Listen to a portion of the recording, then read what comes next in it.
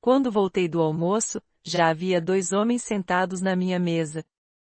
Ambos de terno. Daqueles ternos que não aparecem numa quarta-feira comum. Um deles mexia nos meus papéis como se estivesse analisando provas importantes.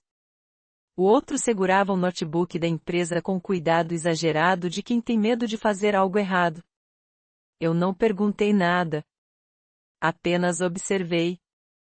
Senhora, disse o homem da gravata mais fina, sem levantar os olhos. Recebemos instruções para recolher todos os ativos. Seu acesso foi encerrado. Curioso. O aplicativo ainda estava aberto no meu telefone. Um aplicativo que ninguém sabia que existia. E nele, uma única frase aparecia tranquila na tela. Conectado como administrador. Assenti com a cabeça, coloquei minha salada ao lado do grampeador que eles acabaram de tocar e disse com calma. Só vou pegar minha bolsa. Não peguei. Peguei o pequeno dispositivo preso discretamente embaixo da cadeira, coloquei dentro do casaco e caminhei pelo corredor, passando pela frase emoldurada em frente ao RH. Somos todos um só time aqui. Sorri sozinha. Às vezes, o humor corporativo é involuntário. 5 minutos depois, enquanto eu esperava na fila da garagem, meu telefone vibrou. Não era mensagem. Era um registro automático. Tentativa de acesso não autorizada. Escalonamento de permissão detectado. Protocolo de contingência ativado. Contagem regressiva iniciada.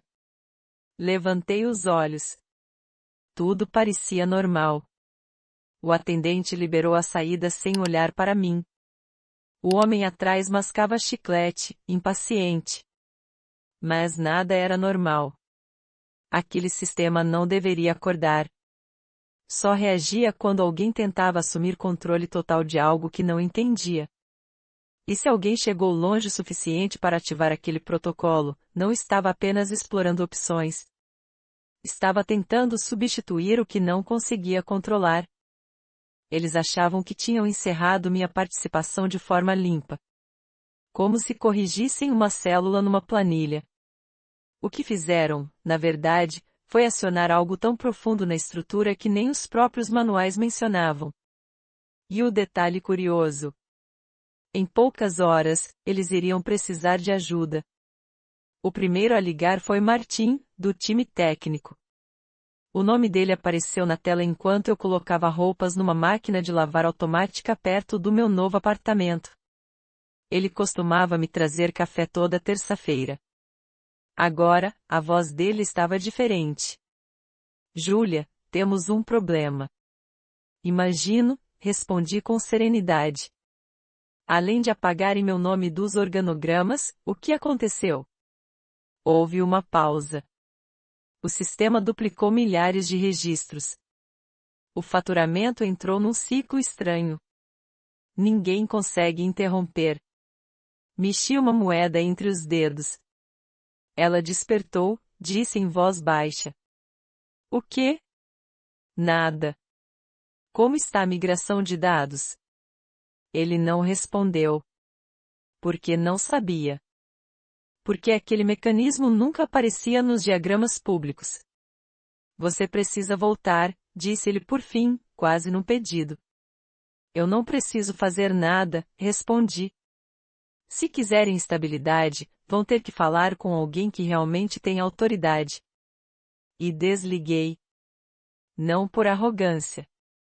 Mas porque eu sabia, o sistema não estava quebrado. Ele estava avaliando. Quando criei, anos atrás, eu já tinha visto demissões silenciosas, reuniões vazias, avaliações vagas. Então projetei algo que observava padrões, não discursos. Ele reconhecia comportamento. E reagia. Horas depois, soube que a situação já tinha chegado ao nível executivo. Meu nome foi citado em salas fechadas com um tom que misturava irritação e urgência. Sorri no corredor de um supermercado, segurando uma embalagem qualquer. Não era vingança.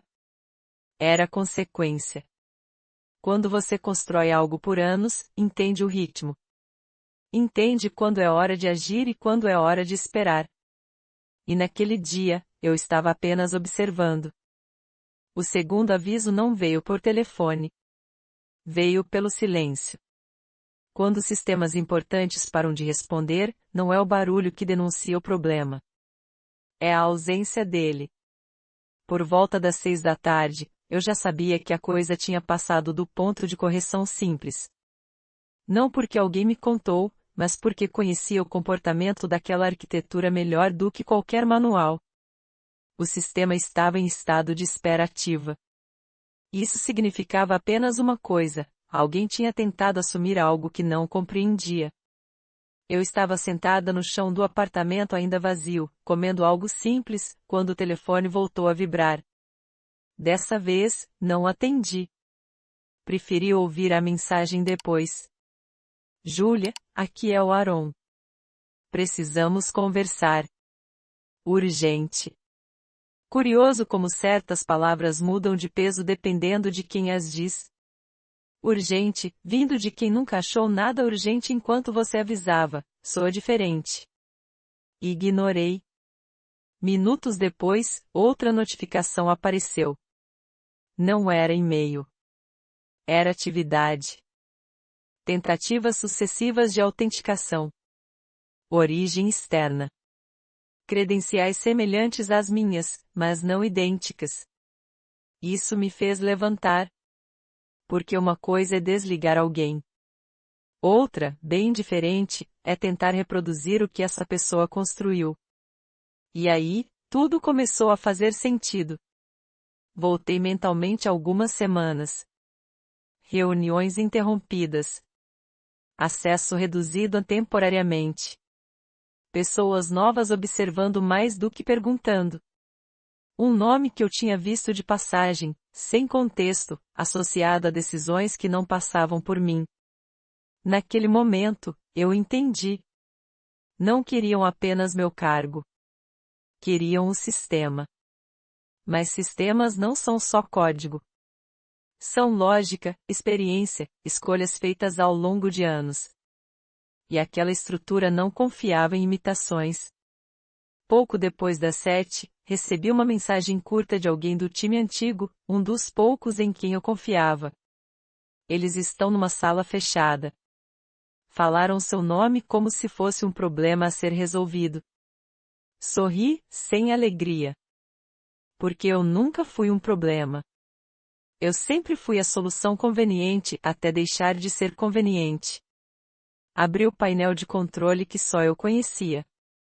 O status estava em âmbar. Nem seguro, nem crítico. Significava que o sistema guardava a instrução humana. Eu não toquei em nada. Decidi observar mais um pouco. Às 8 e pouco, o impacto já era externo.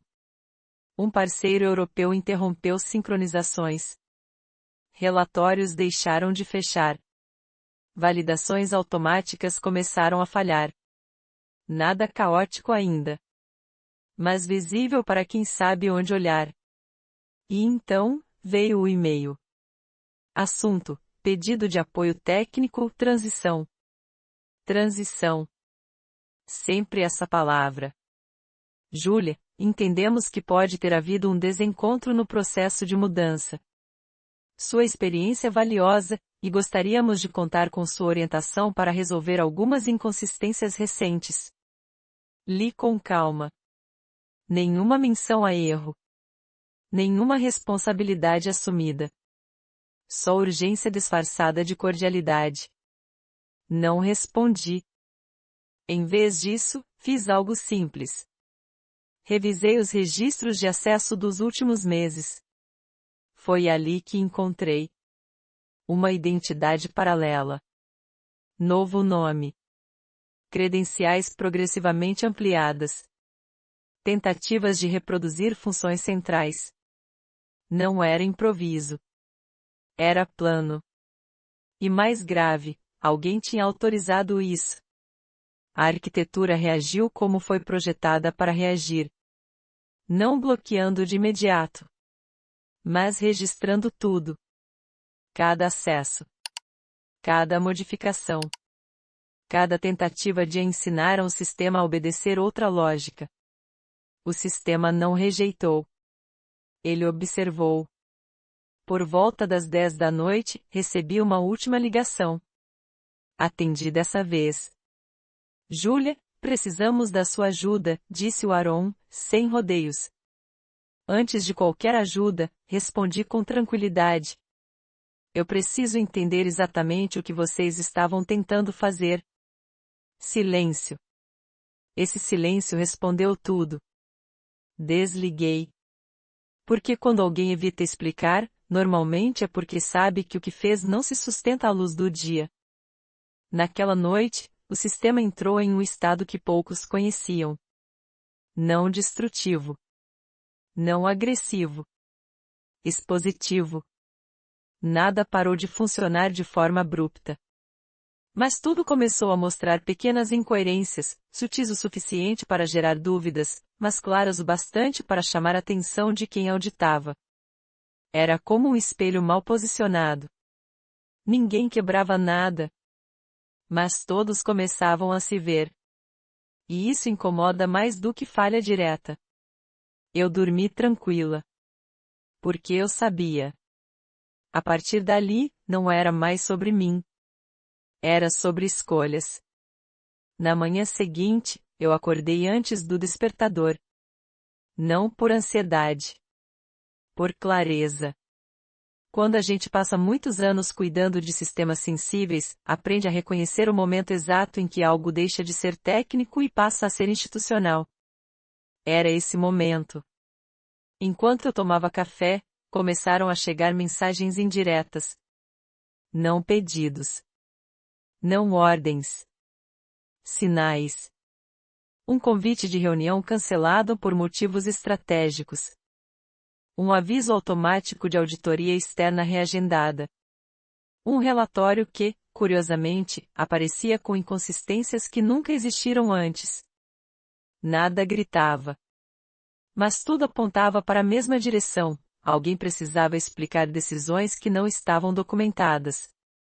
No meio da manhã, recebi um contato de um número desconhecido. Não atendi. Alguns minutos depois, chegou um e-mail curto, direto, sem adornos. Precisamos falar hoje. A situação escalou. Quando alguém escreve escalou, geralmente significa que outras pessoas começaram a fazer perguntas. E perguntas, quando vêm de fora, não aceitam respostas vagas. Abri novamente o painel. O status tinha mudado. De âmbar para violeta. Violeta significava apenas uma coisa. O sistema havia identificado uma tentativa clara de substituição estrutural sem autorização legítima. E agora, ele não aguardava mais instruções. Ele executava o protocolo de transparência. Isso não derrubava operações, mas reorganizava prioridades. Relatórios começaram a destacar divergências de governança. Registros antigos surgiram em auditorias cruzadas. E-mails esquecidos reapareceram em contextos que exigiam explicação. Não foi um ataque. Foi uma revelação progressiva. No início da tarde, a imprensa especializada começou a perguntar. Nada sensacionalista. Só curiosidade técnica. Há rumores de replicação interna não autorizada. Existe um processo de revisão em andamento? Quem assinou a validação? Essas perguntas não acusam. Elas expõem. Pouco depois, veio o convite formal. Uma transmissão interna. Comitê Executivo. Tema: Revisão de Governança e Integridade Operacional. Meu nome estava lá. Como observadora. Aceitei. Não por vaidade. Mas porque quando você constrói algo, também precisa saber quando explicá-lo. A transmissão começou como tantas outras. Tom sério. Frases cuidadosas. Termos genéricos. Até que alguém mencionou a falha de supervisão. Foi aí que a conversa mudou. Porque não era falha. Era decisão. Quando abriram espaço para eu falar, não levantei a voz. Não acusei ninguém. Não usei termos técnicos excessivos. Eu disse apenas o essencial. O sistema não reagiu por erro. Ele reagiu porque foi ensinado a proteger a integridade quando a intenção não é clara. Houve silêncio. Continuei. Quando alguém tenta copiar uma estrutura sem compreender seus limites, o risco não é técnico. É ético. Mostrei registros. Datas. Sequências lógicas. Nada sensível. Nada pessoal. Só fatos organizados. Ao final, encerrei com algo simples. Se a empresa deseja estabilidade, precisa decidir se valoriza controle rápido ou responsabilidade real. Desliguei. Nas horas seguintes, não acompanhei mais nada. Saí para caminhar. Comprei pão fresco. Observei a cidade. À noite, vi a notícia circular discretamente. Uma revisão interna seria conduzida. Algumas funções seriam redefinidas. Certos projetos pausados. Nada dramático. Nada teatral. Mas suficiente. Alguns dias depois, recebi uma última mensagem do Aaron. Entendi. Era tudo. Sem pedido. Sem defesa. E estava tudo bem assim? Algumas semanas passaram. Eu comecei algo novo. Menor. Mais focado. Com pessoas que perguntavam antes de decidir. E, curiosamente, o sistema antigo voltou a funcionar de forma estável. Não porque eu intervi, mas porque pararam de tentar forçar o que não era deles.